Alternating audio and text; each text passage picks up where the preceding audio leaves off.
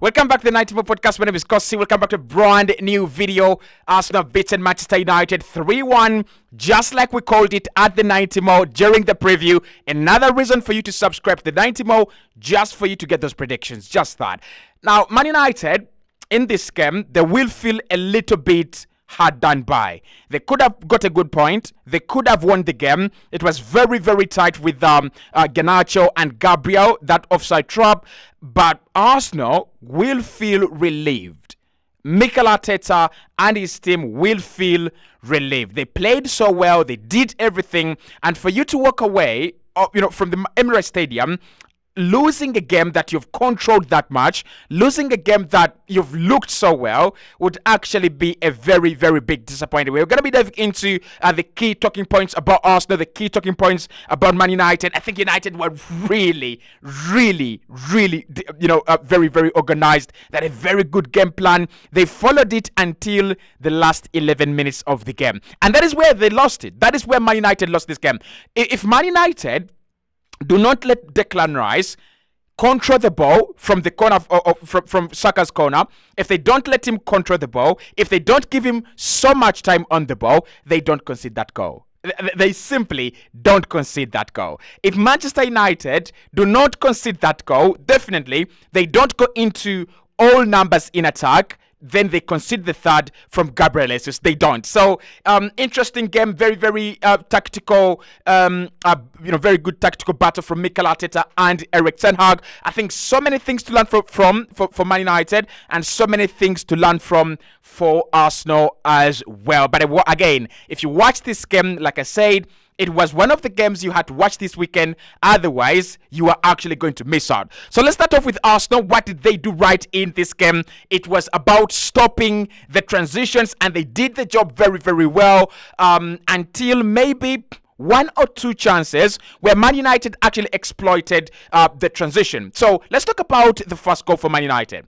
When I did the video on the preview, I said Man United's strength was on the transition. They break away. They allow Marcus Rashford exploit space. They allow Garnacho run into space. They allow Anthony run into space. And that is what happened. That is how Arsenal conceded the first goal. It is one ball. I think it is Kai Havertz who actually gives it away in the Manchester United half. Then the ball is played over the top into Marcus Rashford. You eliminate the midfield, and because Arsenal have compacted the midfield with around 5-6 players, that one ball actually took out 5-6 Arsenal players out of the game. So Rashford picks it up. He's got to do one or two things. One is to cut inside, beat Ben White 1v1. And then let off the ball to either Anthony Martial or Bruno, whoever was arriving in the penalty area. The second option is what Marcus Rashford goes for. Just push Ben White into the penalty area. He does that very well, and he uses him as a frame to curl it beyond Ramsdale. What a goal! That is a very, very good goal. It's a poacher's goal. It is a forward goal, right? It's typical of Marcus Rashford, and I think if Man United are going to be successful this campaign and in the campaigns to come, they've got to bring him back to life. They've got to use him in such scenarios because he's such a key player for them and he's such a very, very important player for them as well. So the second goal obviously was ruled offside. It was Garnacho, and again, it was the transition. I'm not really sure who plays that ball into Garnacho. I need to find out, but it is a smooth ball. It is a smooth ball. And the fact that he's offside there, I mean, you've got to give Arsenal a lot of credit. And we will talk about Arsenal's, high line and Arsenal's, defensive ability and defensive discipline because it was on top. Can you imagine that in the whole of this game, Man United were offside, and I want us to go to these statistics because they're pretty much amazing. Sorry for that. It's a thumbnail, right? So if you look at this, the statistics here, Manchester United were offside once and Arsenal were offside twice in this game. So you might be asking yourself, what does that mean? And how important is this? So it means that Arsenal did not allow Man United to play the ball over the top. They didn't allow Manchester United to have that player running off the shoulder and, just exploit the space. They didn't allow the transition. They blocked the transition. As simple as that. And it was very, very genius of Mikel Arteta. It was very genius of the Arsenal technical team to go, how about playing Gabriel and Saliba back together to stop Rashford, to stop Anthony Martial or any strikers that were going to be placed in front of them, and just to make sure that there are no runners in behind. So Man United were not offside, not because Arsenal really played very, very well defensively or anything like that. Arsenal just played a high line, but that high line was a little bit deep enough so that whenever that ball was played over the top, it made an Arsenal player. Gabriel, on fire today. Saliba on fire today as well. Now, the key points for Man United, and if you're a Man United fan, do not get worried.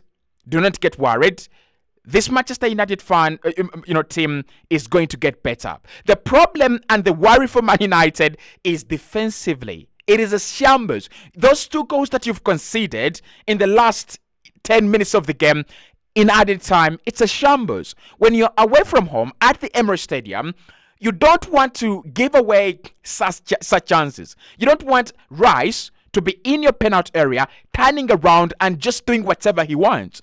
It is unacceptable. It is totally unacceptable. So defensively, Man United are really going to struggle. Lisandro Martinez, Lichi the Butcher, has actually gone off with something like an injury. You pray that he doesn't take a long time out. Rafa Varane is injured. Luke Shaw is injured. Man United's defense is in shambles, and it's courtesy of injuries. But let's talk about Man United. Let's talk about Arsenal, right? Enough with the losers. Let's talk about the winners of the evening.